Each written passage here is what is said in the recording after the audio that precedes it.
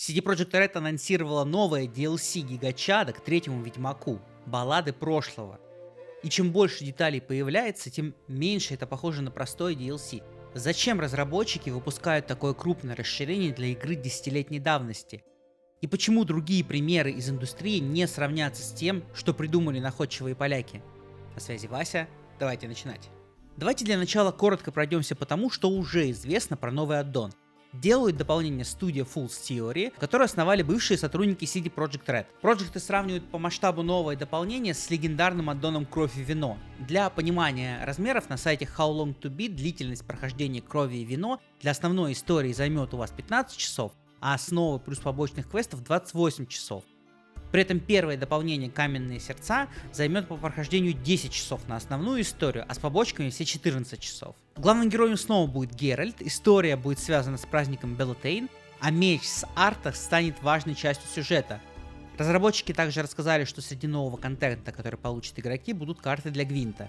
А само расширение выйдет в 2027 году. DLC выпустят на фоне новостей о других проектах студии, большого продолжения серии «Ведьмак», где главной героиней станет Цири, а также ремейка первой части, за которую отвечают все те же ребята из Fool's Theory. Третьему Ведьмаку уже больше 10 лет. Для чего нужно DLC для игры, которая закончилась заслуженной пенсией на виноградниках Тусента? И не поздно ли столетнему деду снова отправляться в приключения? Что это, если недорогая попытка вернуть хайп легендарной серии? В геймдеме уже были случаи, когда старую игру использовали как мостик к новой. Сегодня как раз мы их рассмотрим подробнее. Осознание того, насколько баллады прошлого выбиваются из принятых правил игры в индустрии, если честно, взрывает мне мозг. Максимально похожий пример из истории — это DLC к второму Borderlands. В 2019 году, за несколько месяцев до Borderlands 3, Gearbox выпустила Commander Lilith and the Fight for Sanctuary. В игру добавили новые локации, боссов, лут, а также продолжение истории. И как маркетинговый мостик это сработало хорошо. Активность Borderlands в Steam тогда резко выросла. Среднее число игроков в июне 2019 поднялось примерно на 159% к маю. Очень похоже на ситуацию с балладами прошлого. Старая игра получает новый сюжетный контент неподалеку от следующей части. Но, на мой взгляд, масштабы все-таки у Борды были поскромнее. Вторая часть на тот момент уже была 7-летней игрой, а не 11-летней, как в случае с Ведьмаком. И Борда — это все-таки лутер-шутер, ближе к игре-сервису. Пострелял, собрал новые пушки, посмеялся над новыми сортирными шуточками Рэнди Пичфорда и пошел ждать третью часть, в которой геймплейный цикл будет абсолютно точно такой же. С третьим Ведьмаком все сложнее. Это большая одиночная РПГ с завершенной аркой, большим эмоциональным бэкграундом, с сотнями часов контекста с Геральтом, которого игроки воспринимают не как аватар для сбора лута, а героя, который уже с ними как родной. И местами ворваться в геймплей будет не так просто, как в случае с более спинномозговым Borderlands. Так что Commander Lilith and the Fight for Sanctuary наиболее близкий аддон именно по маркетинговой механике, но во всем остальном совсем не похож на баллады прошлого. Давайте посмотрим другой пример. С Guild Wars ситуация ближе не по формату, а как разработчики в старой игре заранее готовили почву до следующей части. Сначала в 2007 году ArenaNet выпустила Eye of the North, единственное полноценное расширение для первой Guild Wars. Дополнение продавали как мост как раз в будущее Guild Wars. В нем появились важные для будущего мира локации, а также расы, которые стали играбельными именно во второй части Guild Wars. Потом разработчики с 2010 по 2012 продолжили эту тему через Guild Wars Beyond, серию сюжетных обновлений для первой игры. Они помогли подготовить почву для Guild Wars 2, где действие происходит уже через 250 лет от первой части серии. Guild Wars Beyond показывает ключевые исторические события после большой кампании первой игры и дает ощущение, что старая эпоха не где-то там в истории оборвалась, а стала частью большой истории мира игры. В самом конце разработчики еще выпустили Hall of Monuments, в котором игроки зафиксировали достижения с первой части, а потом получили за них награды во второй. Например, скины, питомцев и другие косметические вещи. В итоге ArenaNet сделала сразу три вещи. Во-первых, она дописала историю старой игры, подготовила дальше лор к новой части и дала игрокам ощущение, что их прошлый прогресс не пропал. Но снова, это не совсем то же самое, что делает CD Projekt Red. Guild Wars по своей природе была онлайн-игрой, а Ведьмак — это, опять же, одиночная сюжетная RPG. У нее нет такой же онлайн-логики игры-сервиса.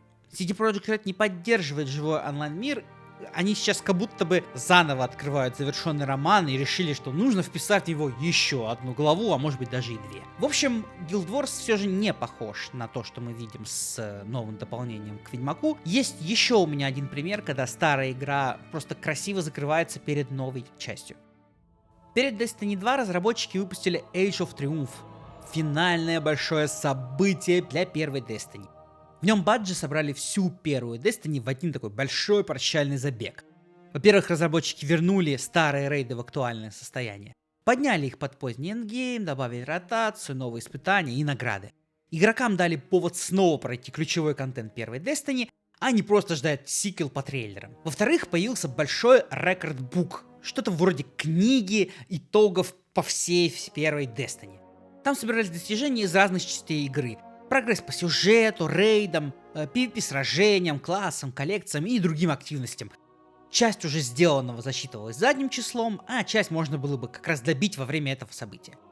И часть этих заслуг потом отражалась уже в Destiny 2 через памятные эмблемы, как бы намекая, да, игра помнит, что ты делал вообще-то в первой части. То есть Age of Triumph работал как финальная инвентаризация старой игры. Вот вам все главное, что было в первой Destiny. Давайте красиво это соберем перед началом новой истории. То есть можно не только рекламировать будущее, но и грамотно закрывать прошлое.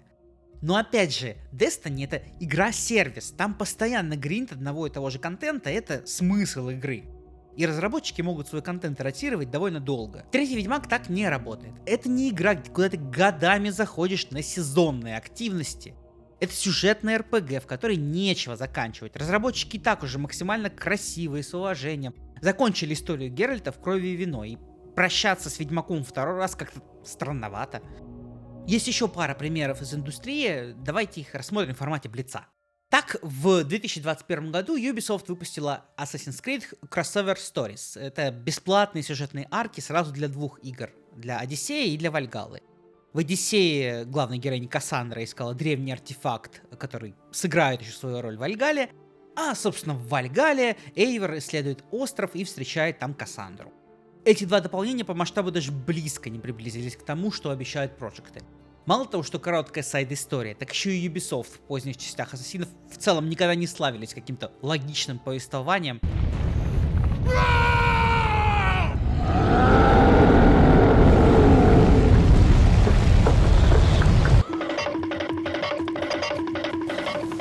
Мне кажется, что CD Projekt себе такого позволить не могут, потому что фанаты разорвут на части за то, как обходятся разработчики с их любимыми персонажами и какими-то сюжетными поворотами. В 2020 году перед выходом Half-Life Alyx Valve временно сделала старые игры серии бесплатными. Это хороший маркетинговый ход, и если ты давно не играл или вообще пропустил серию, вот тебе удобный способ освежить контекст перед Alyx. Но ничего нового Гейб по факту не предложил.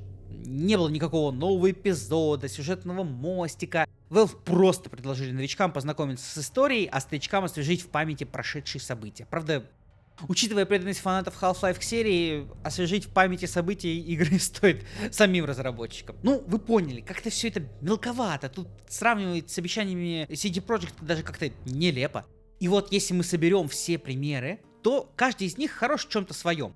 Half-Life в целом дал опцию вернуться в старый контент, но при этом не дал ничего нового. Assassin's Creed сделал персонажную связку между двумя частями, но это короткий бесплатный кроссовер, а не какое-то большое возвращение старой игры. Destiny хорошо попрощалась с эпохой, но суть игры и так в том, что старый контент постоянно можно заново поднимать и переупаковывать. Guild Wars дал сильный пример подготовки мира к следующей части, но это онлайн-игра, суть которой в том, что постоянно поддерживать мир живым. Borderlands ближе всех по маркетинговой механике. Старая игра получает новый сюжет и контекст в целом происходящего перед следующей частью.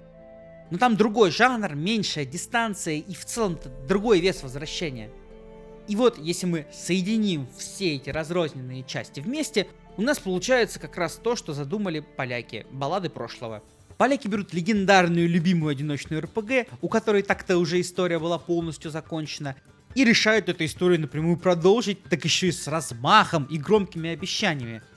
Ну, кстати, в духе Project Red, да-да, Киберпанк, я на тебя сейчас смотрю. В общем, это знакомый прием в индустрии, но который применили к игре, которую индустрия обычно уже больше не трогает таким способом. Окей. Зачем тогда Project Red это в принципе нужно? Тут я могу строить только теории, скорее всего, это точно решает не одну задачу. И самое очевидное, это вернуть людей в Ведьмак 3. База для этого огромная, игра продалась примерно 65 миллионов раз, и при этом она не лежит мертвым грузом. Я проверил, сейчас у нее онлайн примерно 12 тысяч игроков в сутки в Стиме. То есть у CDPR есть не только большая историческая аудитория, но и живая база игроков, их всех можно снова раскачать крупным DLC. Но одного онлайна мало, важно снова сделать так, чтобы игровая вселенная Ведьмака была на слуху. Не в формате разового Ведьмака 4 и его анонса, который обсудили пару дней и забыли до следующего трейлера, а как постоянная тема для игроков, медиа и авторов. Что это за DLC, почему снова Герлит, связано ли это с будущей сагой, что CDPR вообще делает с Ведьмаком дальше.